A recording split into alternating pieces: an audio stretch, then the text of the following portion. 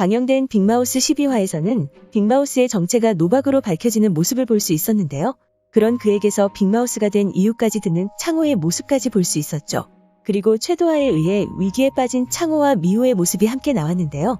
그는 재소자들의 반란을 틈타 창호와 미호를 제거하라 지시했습니다.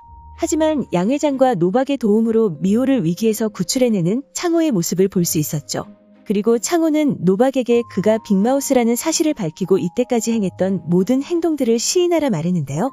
그렇게 세상에 빅마우스의 정체가 노박이라는 사실이 밝혀지게 되고 묵비권을 행사하던 노박은 자신의 죄를 모두 시인했습니다. 이후 그를 보석으로 석방시키려는 창호의 계획이 있었고 결국 노박이 보석으로 인해 풀려나는 모습까지 볼 수 있었는데요. 그렇게 자신이 운영하던 가게로 돌아온 노박이었고 창호가 자신을 구하려 했던 인물의 정체를 묻자 다음날 9시에 자신을 찾아오면 만나게 해주겠다 약속했습니다. 이후 창호가 노박의 가게에서 나와 차에 타려는 순간 노박의 가게가 폭발했고 그 사실에 충격받는 창호의 모습이 나오며 12화가 마무리되었는데요. 그 모습에 노박이 살아있을 거라는 의견과 그가 죽음을 맞이했을 거라는 의견이 분분한 상황이죠. 그리고 이전 영상에서는 노박을 대신해 교도소 외부에서 창호를 도울 인물이 있을 거라는 말씀을 드렸었는데요. 아마도 그의 정체가 노박을 제외한 나머지 한 명의 빅마우스일 거라 예상했었죠. 이전 창호가 정신병원에 감금되었을 당시 쥐들의 환영을 보는 장면에서 여러 마리의 작은 쥐들 사이에 큰 쥐 2마리가 있어 빅마우스가 2명일 것이라 예상했었는데요. 그렇게 노박을 제외하고 남은 한 명의 빅마우스가 직접적으로 교도소에서 나온 창호를 도와주는 인물로 등장하지 않을까 생각되었는데요. 그렇게 생각한다면 교도소 외부에 있는 빅마우스의 정체가 장인인 고기광과 친구인 김순태가 아닐까 생각했었습니다.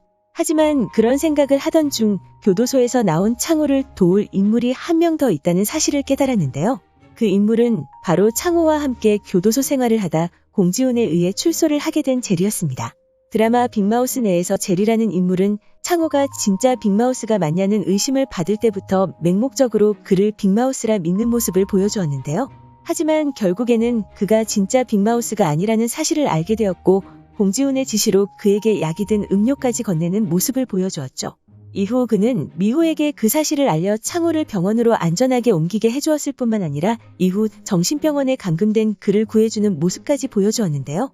그렇게 정신병원에서 창호를 구출해낸 제리는 그에게 차를 건네며 그 장소를 벗어나라 말했고 자신이 주의를 끌었지만 결국 피투성이가 된 채 앰뷸런스에 실려가는 모습까지 볼 수 있었습니다. 그리고 그렇게 죽음을 맞이했을 것이라 생각한 제리가 살아있다는 사실을 알 수 있었는데요. 이후 창호는 그가 빅마우스의 정체를 알고 있을 수도 있다 생각하고 있었죠. 그 이유는 그가 창호에게 약이 든 음료를 먹였다는 사실을 시인하면서 빅마우스에게 돈을 받았다는 사실까지 밝혀서였는데요. 그 이후로 의식이 없던 제리가 깨어났고 미호가 창호의 쪽지를 건넸지만 빅마우스의 하수인으로 보이는 인물이 그 쪽지를 바꿔치기 하면서 쪽지를 확인한 제리는 그 쪽지를 찢어버리는 모습을 보여주었습니다. 그리고 한동안 등장하지 않던 제리는 창호가 박윤갑에게 직접 자신의 앞에 빅마우스를 데려오라 협박하는 장면에서 한 통의 전화를 받으며 등장했는데요. 전화를 마친 제리는 드디어 9화 예고에서 나왔지만 나오지 않았던 재밌네 창호 형님이라는 대사를 내뱉었죠. 그리고 또다시 그는 등장하지 않았습니다. 그렇게 특별 출연으로 출소 이후 더 이상 등장하지 않을 줄 알았던 제리가 계속해서 한 번씩 등장하고 있는 이유가 이후 그가 맡은 역할 때문이 아닐까라는 생각이 들었는데요. 아마도 그 역할이 빅마우스를 대신해 출소한 창호를 도와주는 역할이 아닐까 생각됩니다. 그리고 제리에게 그 역할을 주게 된 인물은 자신과 함께 교도소에서 생활했던 진짜 빅마우스인 노박이 아닐까 생각되는데요.